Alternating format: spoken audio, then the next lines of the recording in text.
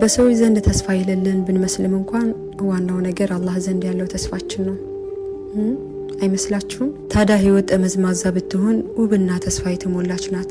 በዚህ ዓለም ሁሉ ነገር አበቃ አከተመለት ባልነ ጊዜ የሚቀጥል የተሻለ እድል የምናቀውና የተለመደው በር የተከረቸመ ቢመስለንም ወለል ብሎ የሚከፈት ሌላ በር በዙሪያችን ጭው ያለ በረሃ ቢሆንም